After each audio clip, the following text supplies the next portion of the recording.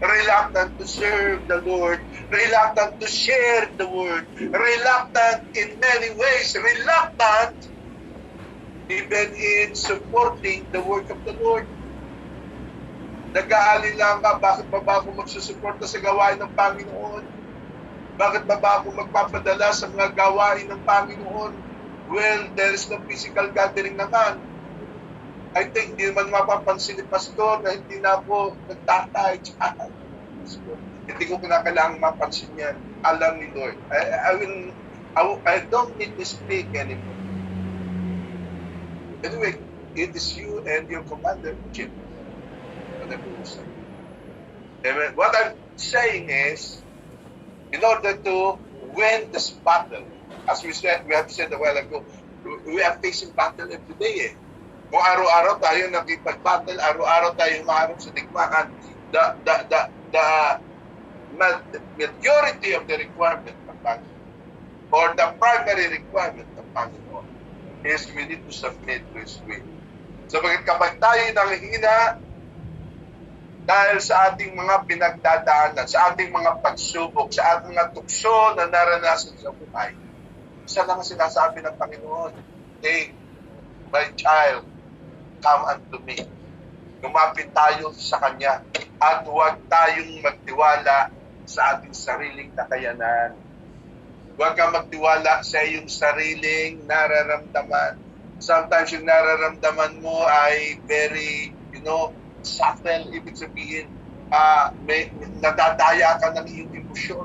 Dapat tayo magtiwala sa salita ng Diyos at tayo magtiwala sa pangako ng Diyos sapagkat tanda natin ang ating kalaban ay handa kang ibagsak, handa tayong durugin, handa tayong ilayo mula sa ating panawagan sa Diyos. Kaya nga sabi ng Kawikaan, chapter 3, verse 5 to 7, the Bible says, "Kay Yahweh ka magtiwala buong puso at lubusan at huwag kang manangan sa sariling karunungan. Sa lahat ng gawain siya ngay alalahanin upang ikay patnubayan sa iyong mga tatahakin. Huwag mong ipagyabang ang iyong nalalaman. Igalang mo't sundin si Yahweh at lumayo ka sa kasamaan." No matter how good you are, no matter how rich you are, how genius you are, tanda mo, ang lahat ng yan, ang kayamanan sa lupa, ang iyong karunungan, ang iyong kakayahan, anumang bagay, lahat ng yan ay hindi kailanman maipagtatapat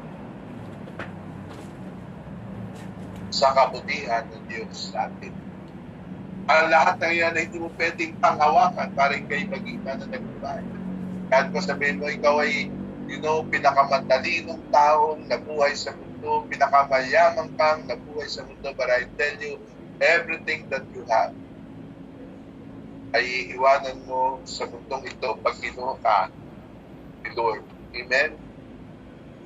At kung hindi natin nilalakaran ang kanyang salita, at hindi natin nilalakaran ang kanyang kalooban sa kabila ng iyong mga kariwasaan, sabi ni Lord ay lumayo ka, iwasan mo, huwag ipagyabang ang anumang meron ka, sapagkat lahat na yan ay pwedeng mawala sa iyo sa isang iklap lamang kapag niloon ng Diyos. Amen? Sabi ng 1 Peter chapter 1 verse 5, "Sa pamamagitan ng inyong pananampalataya, iniingatan kayo ng kapangyarihan ng Diyos." Saan daw tayo iniingatan? Sa pamamagitan ng ating pananampalataya. Iniingatan tayo sa ating klase ng ating paglakad sa buhay Kristiyano, sa ating buhay pananampalataya. Nasabi ito, habang hinihintay ninyo ang kaligtasan, nakahandang ihayag sa katapusan ng panahon. But what is important is, we live in faith, we walk in faith, we, express and we continue to live as a Christian but in faith, and the power of God will continue to cover you. sa lahat ng mga gawa ng kaaway kapag nakikita niya ang tatag, ang tibay ng ating pananampalataya. So, ikalawa, kailangan nating saliksigin at ipabuhay ang kanyang mga salita. Hindi ka lang magsasabit sa kanyang kalooban. Hindi ka lang pwedeng ibigay mo lang at iyong ipasakop sa kanya ang lahat ng iyong pangarap, mga desire sa buhay, mga bagay na gusto mong gawin. But the Lord requires us to saliksikin at ipamumuhay ang kanyang salita. You need to live according to His word. Hindi lang ka basta mamumuhay ayon sa kanyang salita. Hindi mo ito magagawa na ipamuhay ang kanyang salita kung hindi ka magsasaliksik sa kanyang salita. You don't just read the word. You don't just, make your devotion. Ibig sabihin, you need to study the word. Saliksikin means you need to search the word. You need to find the will of God. You need to find the instruction of God. Sa paano gagawin, you need to seek first His kingdom and His righteousness. Saan mo makikita niyan sa kanyang salita? Iyong hahanapin ang kanyang katwiran. Hahanapin mo ang kanyang paghahari sa pagitan ng kanyang salita.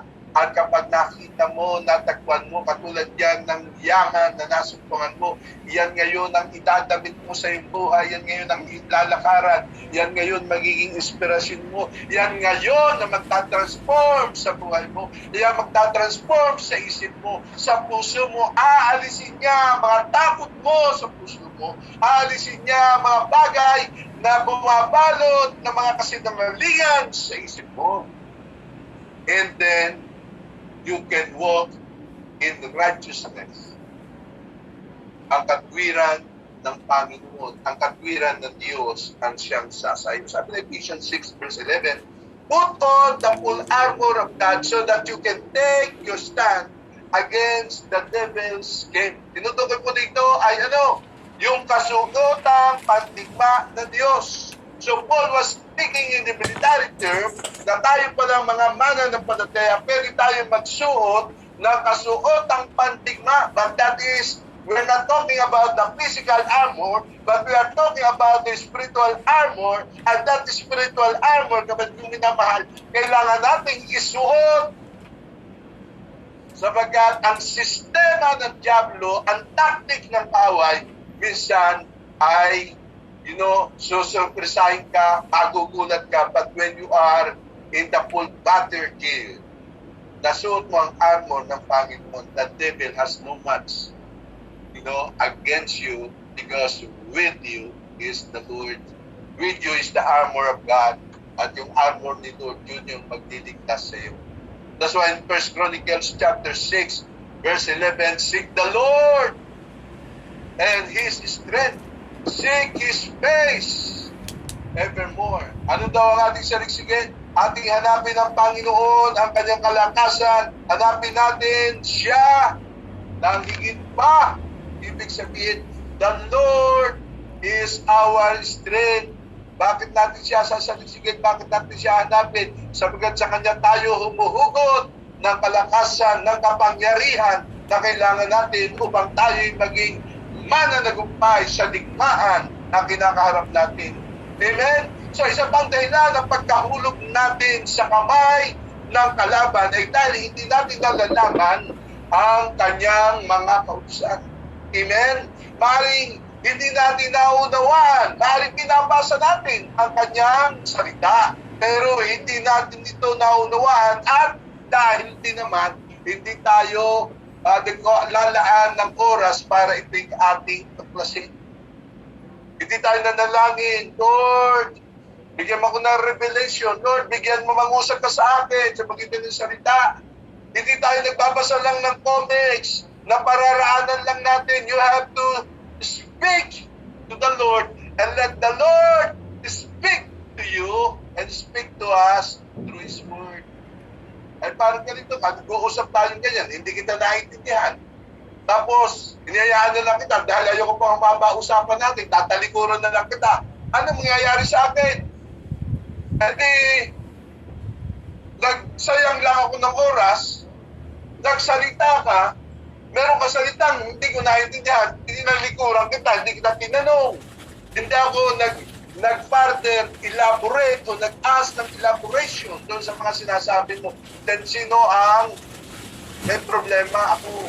Kasi bakit? Hindi ako nagsaliksik, hindi ako nag-aral, hindi ko tinuklas.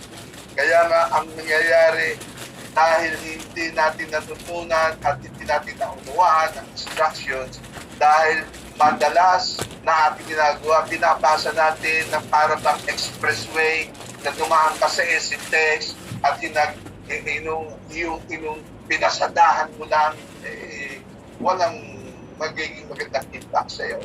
So, the soldiers stood, kapatid ko minamahal, kasi sabing pinangmabisan sandata ng isang sundalo, sasabi ito, isuot niya kanyang belt of truth, the breastplate of righteousness, the shoes of readiness to preach the gospel, yung shield, yung helmet, yung sword. Ano ito? These are not physical belt, these are not physical na breastplate, hindi ito mga physical na sapatos, o panakit, o helmet, o panakit ng ating ulo, o espada. Ito ay spiritual din. Ito yung belt of truth, yung katotohanan ng salita ng Diyos. You must know the truth of God. And the truth of God is like a belt. Tinukoy at tinintulad sa sinturon, ito ang magbibigay sa iyong buhay. Kaya kahit anuman yung dumarating na mga kasinungalingan and deception of the enemy, hindi ka kayang ibuwal because the belt of truth, the word, ay nakapigkis sa iyong buhay. Amen? Ano pa? You need to wear the breastplate of righteousness. Ano yung breastplate of righteousness? Yung nakatakip sa dibdib. Why? Kasi minsan titirahin ka ng away sa iyong emosyon. Masyado kang pusong mamon. Madali kang maghoyo kapag ang lumapit sa iyo ay nambobola. Sige ka lang. Sinabi sa iyong mahal ka niya, gayong may asawa siya. Sige ka lang, mahal kasi. That's why the breastplate of righteousness is necessary to put it, to cover your heart. Sa magatong katitirahin ng away. Kapag hindi ka protected emotionally, madali kang mag-fall sa tukso, madali kang mag-fall sa temptation.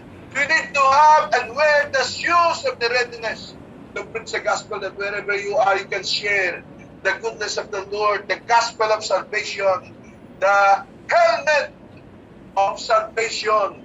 Ay tinatakpan nito yung ating utak sapagkat bakit dito tayo minsan nadideceive.